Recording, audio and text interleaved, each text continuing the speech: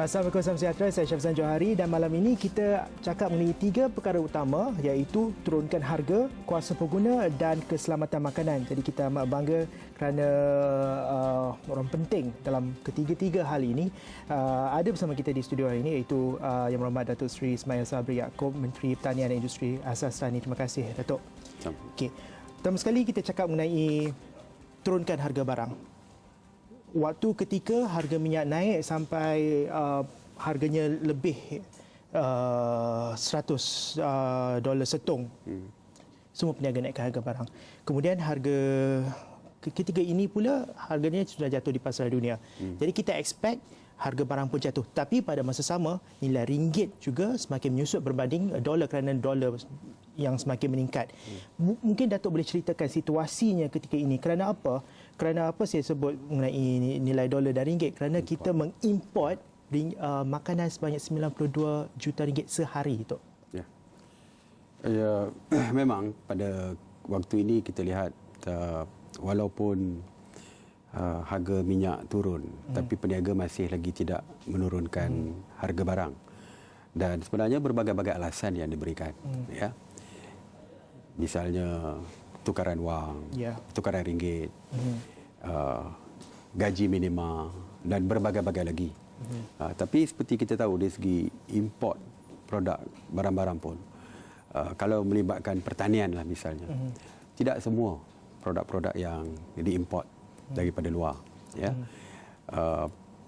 Misalnya dari segi perikanan, kita tidak bergantung kepada harga import kerana dari segi pengeluaran ikan melebihi dan kita pun mengeksport ikan kita. Ayam misalnya. Ayam naik juga harga misalnya. Tak boleh dijadikan sebagai alasan harga tukaran wang kerana kita mengeluarkan ayam melebihi daripada pasaran tempatan. 125% dari segi pengeluaran ayam, maknanya melebihi. Cuma mungkin isu bahan-bahan makanan untuk ayam dan sebagainya mungkin import dan sebagainya. Tapi itu tidak bermakna dari segi kesan dia begitu besar kerana penurunan harga minyak juga adalah begitu besar. Sewaktu harga minyak dinaikkan adalah waktu itu RM2 lebih. Sewaktu minyak harga tinggi dan harga barang dinaikkan. Waktu kenaikan harga minyak tersebut. Waktu itu alasan yang digunakan oleh pengguna hanya satu. Setiap kali harga barang dinaikkan, alasan digunakan oleh pengguna hanya satu, iaitu harga minyak. Tak timbul isu-isu lain yang cuba dibangkitkan. Jadi saya percaya itu semata-mata alasan. Ya. Walaupun kita kena cek juga benar atau tidak. Tapi saya nak beri contoh. Ada ketikanya kita tak boleh lihat alasan itu sebagai alasan yang boleh diterima. Misalnya waktu banjir baru-baru ni. Harga sayur meningkat daripada 100 hingga 150% di Kuala Lumpur. Alasannya? Banjir. Alasannya banjir dan supply tidak mencukupi. Perkara itu sebenarnya tidak benar. Sebab negeri Pantai Timur tidak pernah menjadi penyumbang kepada pengeluar sayur dan tidak menjadi penyumbang yang besar kepada sayur di Pantai Barat termasuk di Kuala Lumpur. Di Kuala Lumpur misalnya very clear, jelas sayur datangnya daripada kawasan-kawasan seperti di Ulu Yam dan sebagainya yang langsung tidak terjejas dengan banjir. Tapi peniaga, pemborong menggunakan alasan yang mengatakan kurang supply untuk menaikkan 100 hingga 150%. Jadi yang saya nampak, isu yang besarnya adalah di kalangan pemborong dan peniaga untuk menaikkan harga. Dan kalau kita, waktu saya di Kementerian KPDNKK dulu, bila kita panggil pemborong akan menyalahkan peniaga. Dan bila kita panggil persatuan peniaga akan mengatakan ini adalah pemborong. Tapi akhirnya kesannya adalah kepada pengguna. Dan Datuk amat kata tekad dalam jihad menentang orang tengah.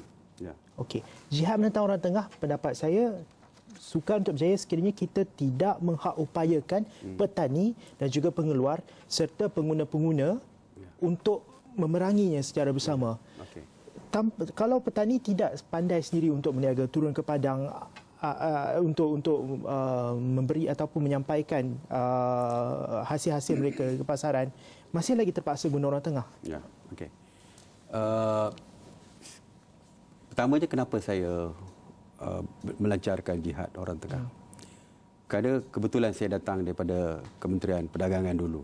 Jadi saya lihat bahawa salah satu sebab punca yang menyebabkan kenaikan harga barang juga daripada peranan orang tengah itu. Ya.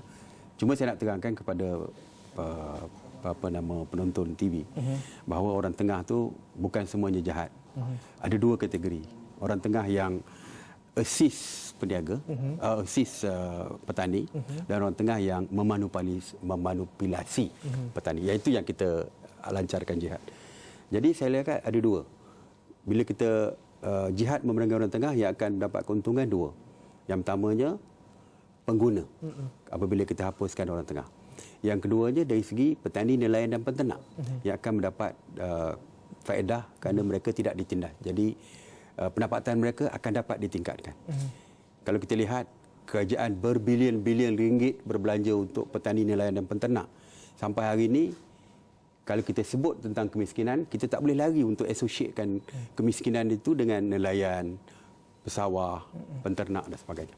Jadi dua yang akan mendapat keuntungan. Dari segi perjuangan kita, kita ada beberapa fasa.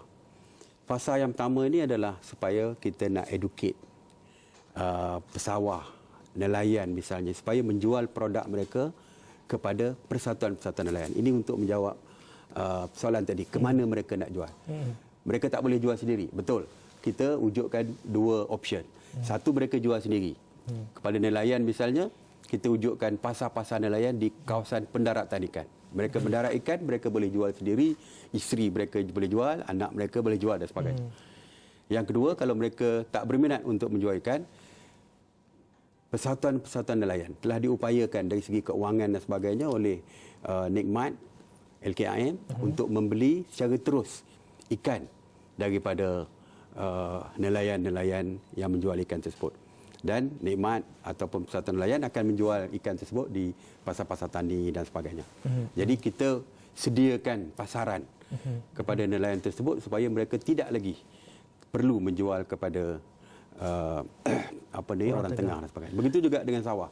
Sawah kita wujudkan pusat pengumpulan padi yang dimiliki oleh pertubuhan peladang kawasan, yang mana padi dijual kepada PPK dan PPK yang mengumpulkan akan membawa ke kilang dan sebagainya. Itu fasa pertama. Fasa kedua adalah untuk menguasai rantaian nilai. Kalau kita lihat hari ini, padi kita punya, tapi segala-galanya bergantung kepada orang lain. Misalnya padi. Dari segi penanaman padi, sejak daripada awal penanaman padi, membajak sawah menggunakan jentera orang lain. Apabila padi sudah masak dan sebagainya, menuai, menyewa tuaian harvester daripada orang lain, dan selepas itu untuk membawa padi ke kilang menggunakan transport orang lain, dan akhirnya nak mengilang, kilang PPK tidak ada, kilang pun beri pada orang lain. Jadi apa yang dilakukan oleh fasa seterusnya adalah kita mesti menguasai keseluruhan rantaian. Jadi kita nak memperkasakan dan upayakan dari segi persatuan-persatuan dan juga petani-petani pesawah dan juga. Okey, menarik. Mungkin ada lagi cadangan-cadangan baru melihat kepada permasalahan yang wujud ketika ini. Saya pasti Datuk Seri pun ada banyak lagi nak berkongsi. Selepas ini kita kena rehat dulu. Cuba lagi selepas ini.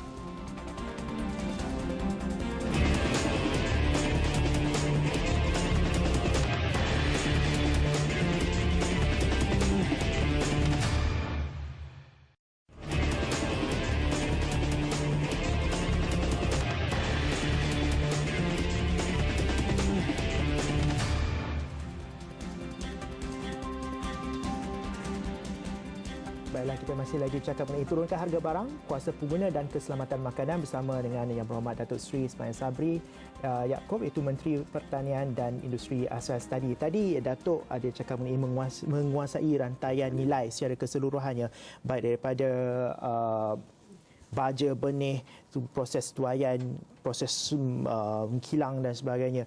Okey, now Kalau saya ambil contoh di Jepun, mereka berjaya untuk mengawal harga barang dengan apa? Dengan mewujudkan koperasi. Koperasi ini kemudiannya bukan sahaja koperasi petani. Koperasi petani ini terbabit dari seluruh rantai nilai, dari menanam sampailah menjual. Katakanlah Persatuan Peladang kita ada sebuah hypermarket. Dia kawal semua sekali. Pendapat Datuk?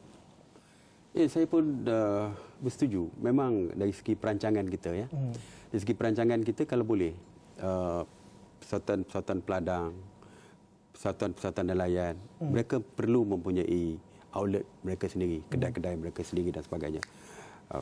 Ini juga sebagai menguasai rantai nilai sebenarnya. Misalnya saya sebut nelayan. Nelayan hanya tangkap ikan. Jaring pun terpaksa dibeli di tempat lain. Jadi kalau mereka ada kedai sendiri dan sebagainya, menjual segala-galanya, itu lebih baik.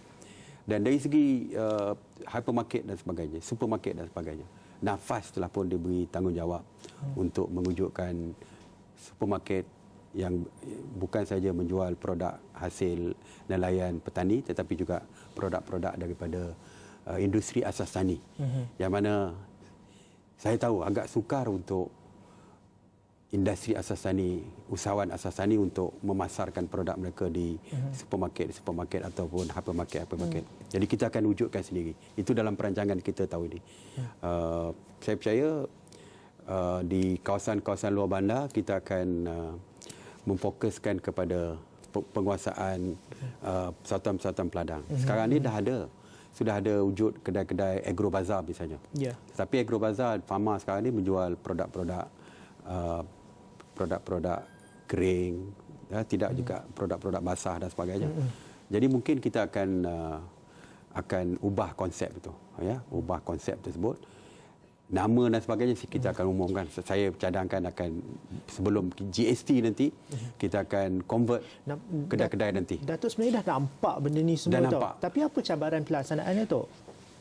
Cabarannya dari segi bajet, dari segi bajet. Kalau kita nak jadikan macam kedai agrobazar tu sebagai konsep fasad, semuanya sama dan sistemnya sama, dan sistemnya pun kena lebih kita upgradekan sistem. Tidak ada kita upgrade dari segi fasad, dari segi rupa bentuk, tetapi profesionalisme peniaga itu tidak ditingkatkan. Dari segi pengurusan keuangan misalnya, kalau kita tak tingkatkan itu, akhirnya rupa kedai yang berbeza tetapi sikap dan sebagainya, pengurusan keuangan dan sebagainya tidak berbeza, akhirnya akan balik seperti biasa. Jadi kita yang pertamanya dari segi modal dan sebagainya, ini yang saya akan bentangkan kepada Yang Amat Berhormat Perdana Menteri dari segi tujuan, dari segi objektif kita ataupun cadangan kita untuk menaik taraf kedai-kedai agrobazar di kampung-kampung dan sebagainya, supaya mereka bukan saja menjual produk-produk biasa asas untuk makanan, tetapi juga sebagai tempat menjual produk-produk hasil pertanian, sayur, buah-buahan dan sebagainya, ikan dan sebagainya, supaya ini juga akan menjadi outlet kepada untuk menjadi pasaran kepada produk-produk nelayan dan petani tadi. Sebab sekarang ni yang pentingnya adalah kita nak memperluaskan dari segi pasaran produk tersebut. Orang kampung punya masalah, mereka boleh keluarkan apa saja. Kalau arahan daripada Kementerian Pertanian, kita nak keluarkan katakan satu jenis buah-buahan, mereka boleh keluarkan. Tetapi isu yang besar, mana nak dipasarkan? Pasaran ini yang sedang kita memberi fokus. Sebab itulah kita setuju tadi, kalau kita ada supermarket di peringkat bandar besar dan kita ada kedai-kedai yang lebih sistematik, baik dan sebagainya, ini juga sebagai pasaran. Dan kedai itu, supermarket itu, hypermarket itu dipunyai sendiri oleh persatuan-persatuan. Okey. Dan pada masa sama, apabila mereka sudah mempunyai perniagaan yang berskala besar, pendidikan ilmu berniaga itu juga harus diterapkan kepada, terutama sekali kepada golongan petani, nelayan dan peternak yang kecil-kecil ni, betul? Ya, betul. Jadi macam mana tu? Ya, sebab tu dari segi dia ada dua, satu yang berniaga, satu yang mengeluarkan produk. Maknanya yang kita tumpukan sekarang ni pengeluar untuk tingkatkan hasil pengeluaran, dan ianya boleh disambut oleh peniaga-peniaga yang terdiri daripada Persatuan Pertubuhan Peladang tadi. Jadi saya rasa kalau sinergi ini dapat kita laksanakan, maknanya petani mendapat untung kerana produk mereka yang banyak dapat dipasarkan, dan daripada segi Pertubuhan Peladang pun juga dapat untung kerana dapat memasarkan produk kita tersebut. Kita nak berhenti rehat sekali lagi, Datuk. Dan apabila kita balik nanti, ada lagi satu isu yang bagi pendapat saya amat mendesak ketika ini. Kerana apa? Seperti saya katakan awal tadi, Malaysia mengimport makanan setiap hari berharga 92 juta ringgit. Ini dan itu import. Import sebenarnya kalau negara yang pengeluar itu, contohnya saya ambil contohlah Thailand contohnya mengalami banjir dan sebagainya, beras tak cukup, tentunya dia akan beri makan di negaranya sendiri dan bukan mengeksport ke negara seperti kita. Jadi kalau terjadinya isu-isu seperti itu, apa akan jadi dan apakah kesiapsiagaan kementerian dalam memastikan tahap kesiapsiagaan atau kecukupan bekalan makanan berada pada tahap yang memuaskan? Cuba lagi selepas ini.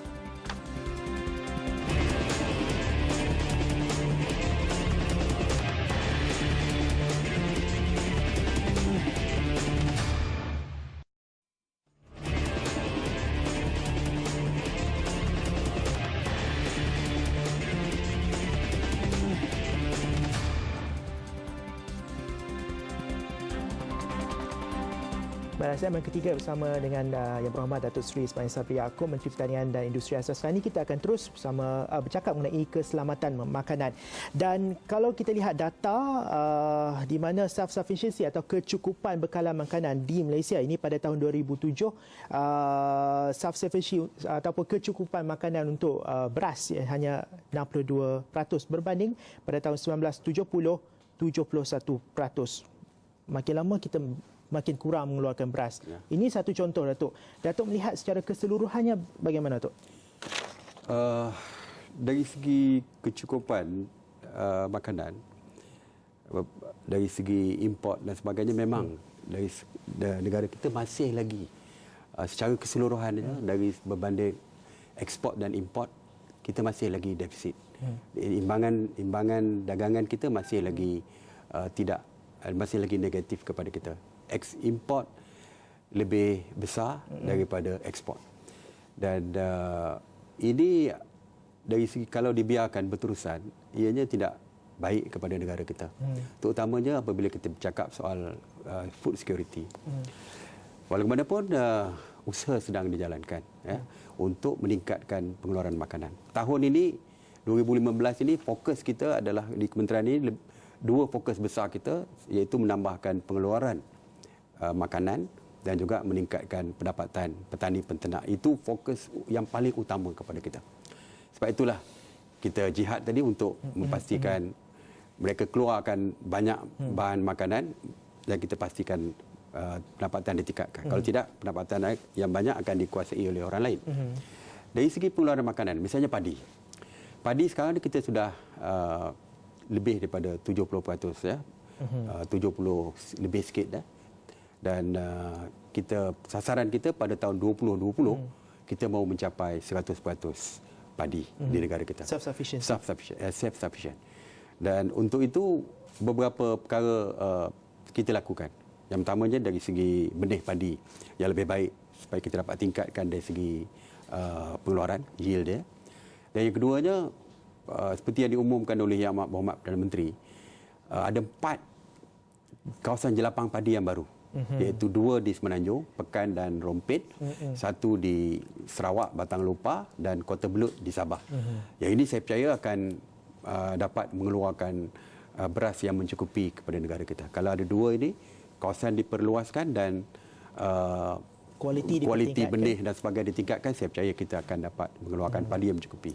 Begitu juga dengan lembu, daging lembu. Setakat ini memang kita kurang. Setakat ini kita hanya mengeluarkan lebih kurang 30% saja dan 70% diimport. Sasaran kita adalah pada 2020 sekurang-kurangnya 50% dapat dicapai. Oleh itu beberapa pendekatan baru dibuat, iaitu seperti membuka kawasan-kawasan baru untuk ternakan. Dan yang paling penting sekali adalah untuk memastikan tambahan pengeluaran bahan makanan ini, saya sedang berbincang dengan pihak agensi yang besar kerajaan dan juga GLC supaya mereka juga terlibat. Selain daripada kita membantu petani dan peternak yang ada sekarang ataupun yang akan muncul, kita juga akan berbincang dengan pihak GLC dan sebagainya supaya mereka dapat terlibat dalam jumlah yang besar dari segi kawasan dan sebagainya, supaya pengeluaran mereka lebih banyak dan dapat ditambahkan. Saya haraplah kita akan berbincang secara rasminya nanti. Saya haraplah Felda, tabung haji, ya, Johor Corp misalnya dah bersetuju, FECRA, ya, Saim Dhabi mungkin kita akan bawa bersama, Khazanah dan sebagainya. Kita akan cuba dapatkan penglibatan agensi kerajaan, termasuk juga GLC, supaya mereka juga terlibat sama dalam bidang pertanian. Datuk, apa rakyat boleh buat untuk membantu kerajaan dan memastikan kecukupan makanan ni selain daripada untuk tidak membazir? Membazir memang merupakan satu isu besar. Saya di negara lain sebenarnya, FAO, Food and Agriculture Organization di bawah United Nations, salah satu kempen yang dijalankan adalah kurangkan pembaziran makanan tadi. Di negara kita, saya percaya pembaziran makanan merupakan satu perkara yang sangat serius. Ya, kita basuh tangan pun kadang-kadang dengan air sirap kan. Orang kita itu di Malaysia. Dan di hotel-hotel, kalau kita tengok makanan di hotel-hotel di tempat-tempat lain pun, pembaziran itu terlalu banyak. Dan itu satu. Satu lagi adalah post-harvest losses. Yang padi misalnya, apabila dikeluarkan. Sewaktu di harvesting tu berlaku, banyak yang tidak pembaziran yang berlaku. Sewaktu padi dibawa daripada sawah ke kilang melalui lori, banyak lagi padi-padi yang akan jatuh dan sebagainya. Sewaktu padi-padi di kilang, dikisar dan sebagainya, banyak lagi. Jadi kementerian sekarang juga menumpukan perhatian kepada post-harvest losses ini. Di setengah negara, post-harvest losses sampai 30-40%. Sekarang berapa? Di Malaysia, tak silap saya, lebih kurang 25 hingga 30%. Kalau tak silap saya. Banyak. Maknanya, kalau post-harvest losses ini dapat dikurangkan 20%, yang 70% kita punya SSL tu mungkin dapat ditingkatkan tanpa kita mempunyai kawasan baru dibuka ataupun yield yang kita lebih tinggi. Okey, terima kasih Datuk Seri Ismail Sabri Yaakob, Menteri Pertanian dan Industri Asas Tani, berbincang mengenai 3 perkara pokok yang menjadi yang menjadi satu isu penting ketika ini, iaitu turunkan harga barang, kuasa pengguna dan keselamatan makanan. Dan itu tadi agenda awal ini untuk malam ini. Sebenarnya cadangan hantarkan ke social media kami, Facebook dan juga Twitter. Anda juga boleh menonton kami secara langsung di esrawani.com dan juga aplikasi Mudah Alih kami. Saya Syafzan Johari. Assalamualaikum. Salam hormat. Terima kasih, Datuk.